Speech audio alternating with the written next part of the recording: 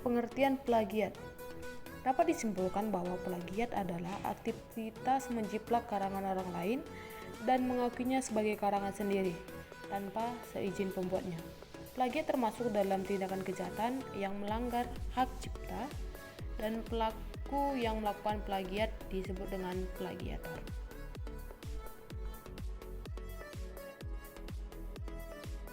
Selanjutnya itu jenis-jenis plagiasi. Nah, jenis-jenis plagiasi ada beberapa. Yang pertama, berdasarkan aspek yang dicuri. Plagiarisme ke pengarangan. Yang pertama yaitu plagiarisme ke pengarangan, yaitu suatu karya yang sudah ditulis orang lain namun diakui sebagai milik sendiri. Jenis plagiarisme ini disebut dengan plagiarisme ke pengarangan. Dan yang kedua yaitu plagiarisme sumber, yaitu sumber teks atau buku ditulis dengan sumber, tetapi sumbernya ini tidak dicantumkan, maka ini juga disebut dengan tindakan plagiarisme. Dan yang ketiga yaitu plagiarisme kata demi kata. Hampir sama dengan jenis-jenis sebelumnya, kali ini yang ditiru hanya beberapa kata saja, namun tetap tidak menyebutkan sumbernya. Selanjutnya yaitu plagiarisme ide. Jenis plagiarisme ini termasuk plagiarisme yang susah untuk dibuktikan, sebab yang namanya ide bisa saja menjadi milik banyak orang sekaligus dalam satu waktu. Selanjutnya yaitu jenis-jenis plagiarisme berdasarkan kesenjangan. Yang pertama yaitu plagiarisme tidak sengaja. Bisa saja plagiarisme tidak sengaja atau tanpa unsur kesengajaan, sebab semakin bertambahnya waktu, semakin banyak saja karya tulisan yang dibuat. Dengan begitu, tak menutup kemungkinan ada dua penulis yang tidak saling mengenal namun bisa menciptakan karya yang hampir sama. Dan yang kedua yaitu tentang plagiarisme sengaja. Menjadi jenis plagiarisme yang paling banyak dijumpai merupakan peniruan karya tulisan dengan unsur kesengajaan. Selanjutnya yang ketiga yaitu jenis-jenis plagiarisme berdasarkan pola. Yang pertama itu antarbahasa. Suatu tindakan disebut plagiarisme antarbahasa apabila ada karya tulis yang diterjemahkan ke bahasa lain tanpa ada tambahan ide. Namun tulisan yang baru ini disebut sebagai milik sendiri, maka disebut dengan plagiarisme antarbahasa. Dan yang kedua yaitu autoplagiarisme. Autoplagiarisme adalah tindakan menjiplak seseorang penulis terhadap karya milik sendiri. Hal ini karena pada saat penulisan menyalin langsung tulisan yang sudah dia terbitkan tanpa mencantumkan sumbernya. Dan yang ketiga yaitu parsial. Ada juga plagiarisme parsial, peniruan sebuah karya tulisan namun sebagian saja, sisanya ditambah dengan pemikiran sendiri. Dan yang keempat yaitu total. Plagiarisme total adalah tindakan penjiplakan yang benar-benar menirukan dari karya orang lain 100%. Selanjutnya yaitu yang keempat, jenis-jenis plagiarisme berdasarkan penyajian. Yang pertama yaitu struktur gagasan. Sesuai dengan namanya, plagiarisme struktur gagasan adalah tindakan menyontek suatu struktur. Dan yang kedua yaitu kata kunci. Teks kebanyakan dibuat dengan kata kunci. Hanya teks yang diwujudkan sebagai karya seni saja yang sulit ditemukan kata kunci. Kalau ada suatu plagiarisme dan yang ditiru adalah kata kuncinya, maka ini masuk ke dalam plagiarisme berdasarkan penyajiannya. Selanjutnya yaitu frasa. Frasa merupakan plagiarisme yang dilakukan dengan mengotak-ngatik kalimat dengan kata-kata. Teks yang dibuat dengan peniruan ini tidak mencantumkan referensi apapun, sehingga bisa disebut dengan plagiarisme. Plagiarisme kinerja merujuk pada peniruan kepenulisan secara keseluruhan, tanpa ada referensi atau sumber yang dicantumkan.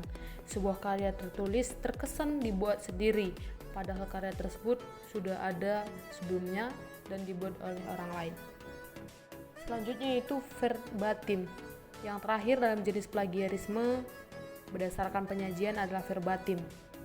Jenis plagiarisme yang sebelumnya adalah peniruan dari beberapa sumber, sedangkan jenis ini berasal dari satu sumber saja.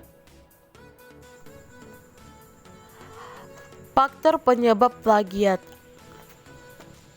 Ada beberapa faktor penyebab seseorang, khususnya mahasiswa itu melakukan tindakan plagiat menurut Aryani 2011. Faktor-faktor tersebut antara lain, yang pertama itu minimnya sosialisasi.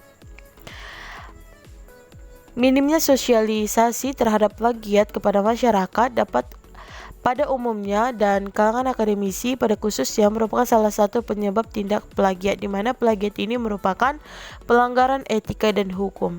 Dan yang kedua itu pemahaman kurang baik. Pemahaman kurang baik di mana masyarakat khususnya mahasiswa ini kurang memahami bagaimana plagiarisme penulisan ilmiah karena mereka menganggap bahwa teknik menulis bisa dipelajari sendiri dan mahasiswa baru yang belum menerima materi mengenai cara menghindari plagiarisme. Yang ketiga itu pengawasan kurang atau pesifis, di mana salah satu penyebab plagiat adalah minimnya pengawasan dari berbagai pihak. Misalnya mahasiswa plagiat salah satunya dikarenakan kurangnya pengawasan terhadap mahasiswa dalam kesehariannya. Yang keempat itu kecanggihan teknologi, di mana perubahan zaman ini tidak lepas dari bertambah canggih dan modernnya teknologi. Salah satunya adalah penyalahgunaan teknologi dalam bidang pendidikan, khususnya informasi yang berasal dari karya seseorang bisa diakses siapa saja melalui internet. Dan yang terakhir itu kemalasan, di mana malas adalah penyakit yang menular, khususnya istilah dari layak digunakan untuk memotret fenomena yang terjadi di Indonesia. Misalnya banyak mahasiswa yang malas dalam mencari informasi terhadap tata cara penulisan yang benar. Selanjutnya adalah dasar hukum. Dasar hukum yang pertama itu Undang-Undang Nomor 20 Tahun 2003 tentang Sistem Pendidikan Nasional. Yang kedua, Undang-Undang Nomor 14 Tahun 2015.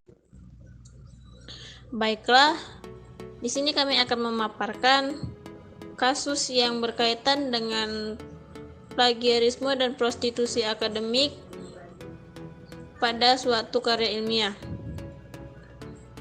Adapun kasusnya yang kami ambil yaitu rektor terpilih USU terbukti plagiat, ditunda naik pangkat dan kembalikan insentif. Rektor terpilih USU yang bernama Murianto Amin dinyatakan terbukti melakukan plagiarisme.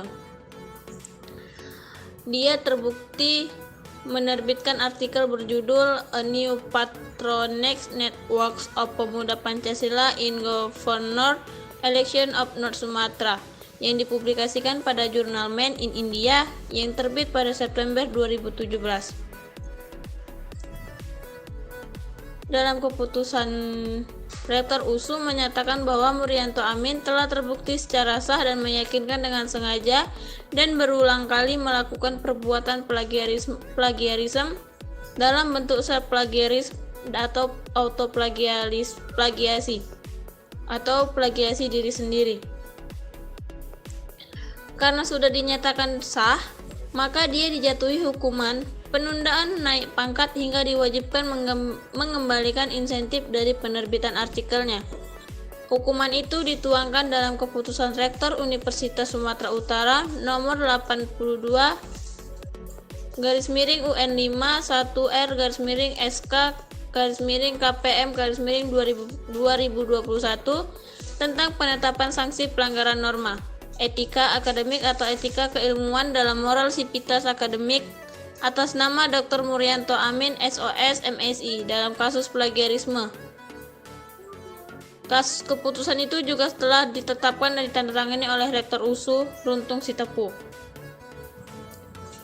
Solusi dari kasus Murianto sebagai Rektor USU yang terpilih periode 2021 sampai 2026 yang telah melakukan plagiarisme yang dapat dilakukan di lingkungan USU yaitu peningkatan integritas akademik seluruh sivitas akademik, pemaparan pengetahuan dan sosialisasi peraturan plagiarisme, ketersediaan pedoman praktis pencegahan dan penanggulangan plagiat. Selanjutnya yaitu dampak plagiat. Yang pertama bagi pelaku. Dampak negatif plagiarisme adalah timbul rasa tidak percaya terhadap hasil karya yang dihasilkan. Yang kedua bagi instansi. Sedikit tercorengnya nama baik USU dikarenakan rektor yang terpilih melakukan plagiarisme. Permendiknas nomor 17 tahun 2010 tentang Menteri Pendidikan Nasional Republik Indonesia, sanksi bagi dosen, peneliti, tenaga kependidikan yang terbukti melakukan plagiat sebagaimana dimaksud dalam pasal 11 ayat 6 secara berurutan dari yang paling ringan sampai dengan paling berat.